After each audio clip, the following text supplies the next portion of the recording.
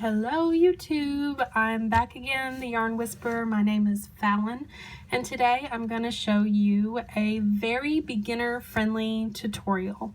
If you have never picked up a crochet hook before in your life, then this is the video for you. I actually have a really great camera set up today. I finally ordered this stretchy arm thing. Anyway, what I'm going to show you how to do is two things. The first thing that I'm going to show you is how to do a slip knot, because before you can do any kind of crochet project, you definitely need to know how to do a slip knot.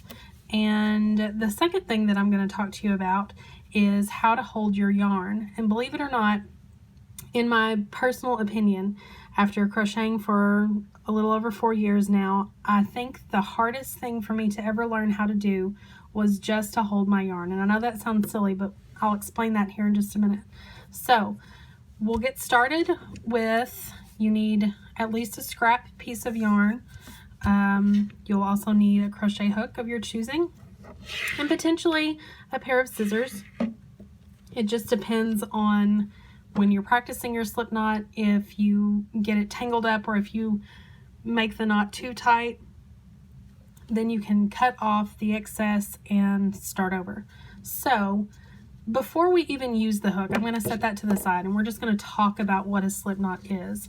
So if you, I feel like this is going to really help, because if you can understand how a slip knot works, the process of making a slip knot is going to be a lot easier, whether you're doing it just with your fingers or if you're using your crochet hook to help you out.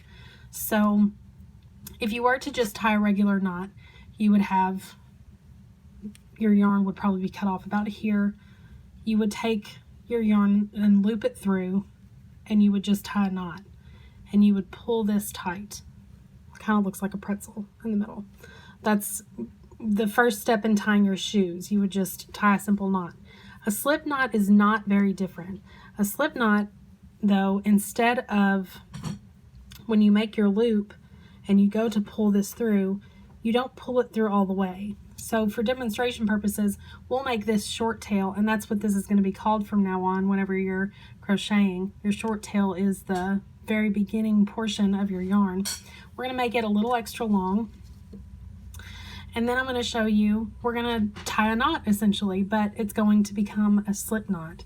So when you tie a knot, you make a loop and you pull an opposing piece of yarn through. So I'll go through here and I'll pull, it's technically my short tail, I'll pull it through, but I'm not going to pull it all the way through. I'm not going to let this strand run all the way through it. I'm going to hang on to it, in fact, and I'm going to hang on to the longer piece of yarn, which is your working yarn, and I'm going to let it get tight just like that. Then what you can do, if this is your preferred method of making a slip knot, you can put your hook through that loop, and whenever you pull the long tail, you can eventually lengthen your circle. Sorry about that, my phone is slowly dying. I'm going to try and do this quick. If you pull your short tail, you're going to cinch your slip knot up on your hook just like so. So let me go over that one more time, and then I'll show you a way that I like to use my hook excuse me, to make a slip knot. So you go to make a knot, but instead of pulling the yarn all the way through, you just let it be a loop, and you hang on to both of these pieces and pull it tight. And this is your slip knot. So now let's get our crochet hook out, and I'll show you a way to do it with the crochet hook. I'm going to take the short piece of yarn, the tail of my yarn, I'm going to lay it in my hand. I'm then going to wrap it around my finger, these two fingers actually. I'm going to wrap it around my two fingers, and I'm going to wrap it around one more time, but when I wrap it around, I'm not going to go just around and around like this. I'm going to go around so that I make an X right here, and it goes behind the first loop that I made.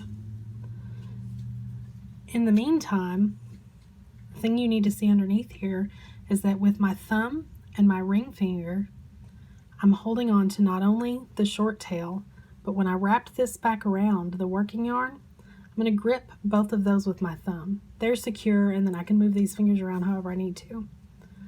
So then I'm going to take my hook, and I'm going to point the nose underneath the first loop on my fingers, and then I'm going to grab it with my hook, the second loop.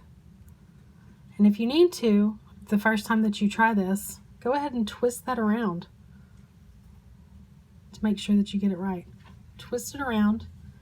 Don't let go of these two pieces of yarn, but wiggle these fingers out of that loop. And then pull tight. And now, to adjust it, I'm going to tug on my yarn. I'm going to cinch up my loop. I'm going to turn something down on my phone so that hopefully my battery life is extended, because I don't want to have to start this over again.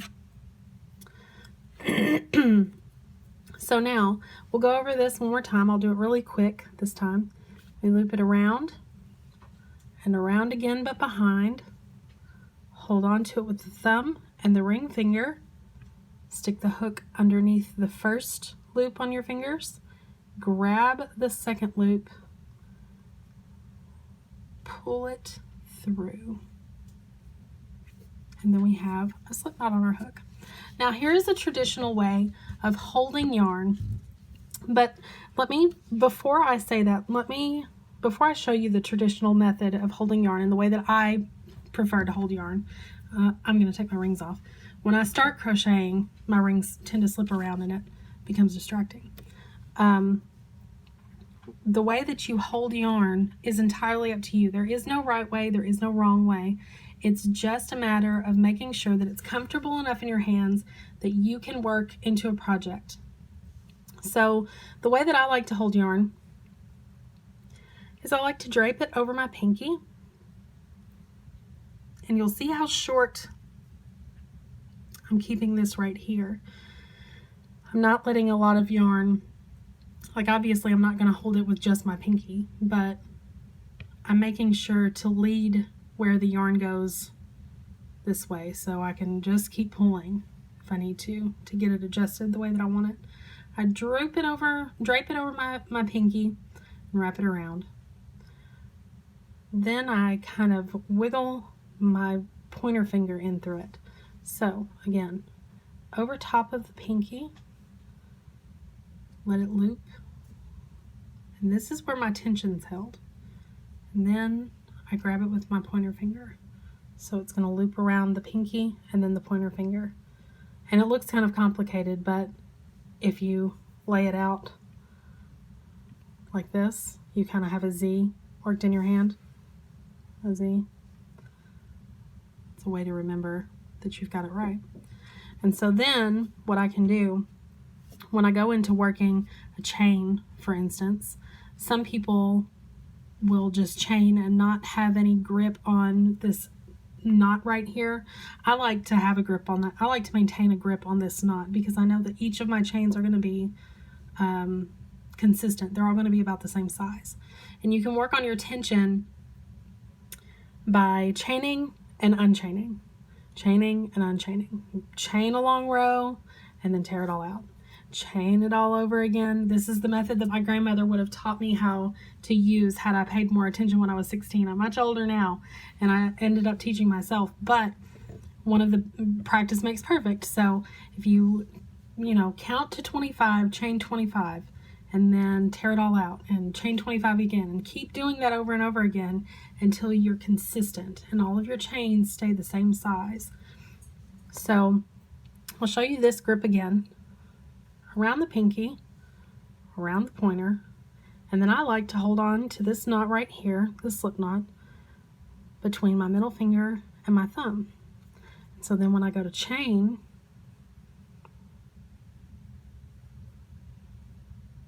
I can make sure that each of my chains are fairly even,